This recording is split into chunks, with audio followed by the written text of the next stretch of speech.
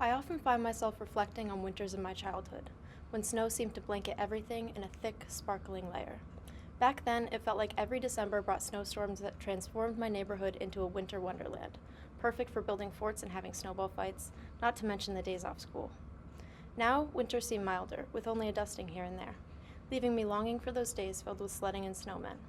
I look back on childhood photos of blizzards with rose-colored glasses, and it saddens me to see this warming trend worsen. Look around here. It is early December in Vermont, and there are only whispers of snow on the ground. I have so many memories of there being snow by Thanksgiving, but now we might not even have some by Christmas. Climate change has been damaging winters and snowpacks, and it is only going to get worse. Climate change is damaging the winter recreation industry.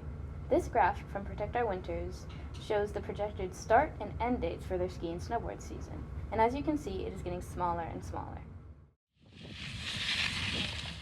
As the Earth continues to warm, data shows winters are warmer, shorter, and there isn't always reliable natural snowfall.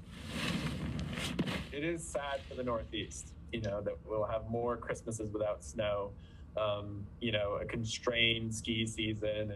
Dartmouth College climate scientist Jonathan Winter studies Northeast precipitation.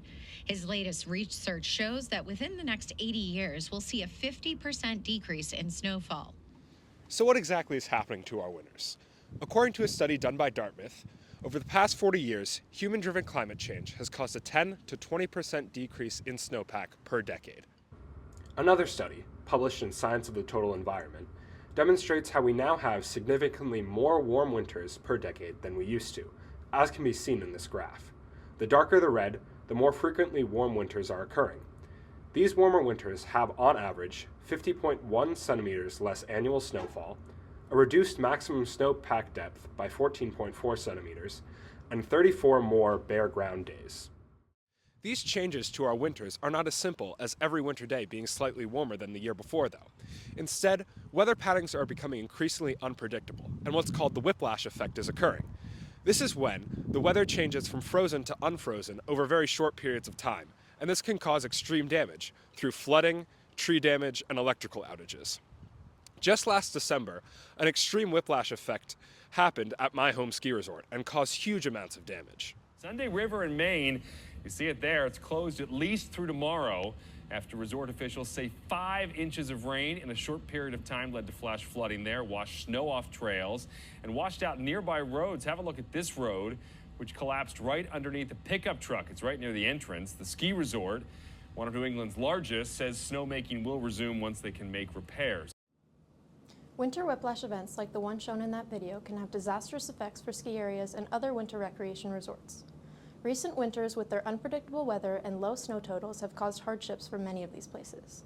During the lowest snowfall years between 2011 and 2016, the winter sports industry lost 17,400 jobs each year. And in New Hampshire alone, it is estimated that there was a loss of over $50 million in yearly revenue. Despite these hardships and the snowpack loss of recent decades, some resorts have found ways to become more resilient and help fight against climate change. I'm here at Killington Resort in Vermont, a mountain that's famous for having the longest ski season in the East. Despite a warm fall, they were able to open as early as November 14th this year and have hopes to continue skiing all the way through June. They're able to provide such a long season because they use ultra-efficient snow guns like this one.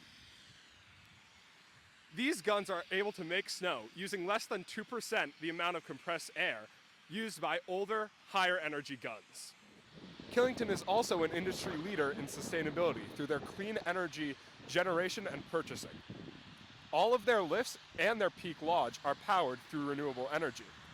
Through these initiatives and others, Killington can hopefully continue to provide sustainable outdoor recreation for years to come. Winter can be a hard time for a lot of people. Days are shorter, there's less sun, and it's very cold. 14% of the U.S. population suffers from seasonal affective disorder, but winter recreation can help with this. By working out in the cold, you are boosting your immunity, making you less likely to get a cold or the flu. And working out in the cold also helps you burn more calories. And if you're doing something outside, such as skiing or snowboarding, you are getting a lot of vitamin D, which is very good. Climate change is a very big problem that no one person can solve. We all need to do our part in trying to reduce our carbon footprint and be cautious about the way we are affecting the environment. So many people love winter sports like skiing and snowboarding, and so many economies rely on winter recreation. But some of the industry's solutions to these problems are adding to the problem. So it is up to us to hold them accountable and push for them to use eco-friendly snow guns and more sustainable ways of making artificial snow. If you want to help make a difference, consider contacting your local ski areas and motivate them to implement more sustainable practices.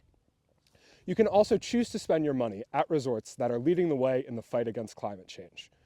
Also, consider donating to organizations like Protect Our Winters so we can all enjoy winter recreation for years to come.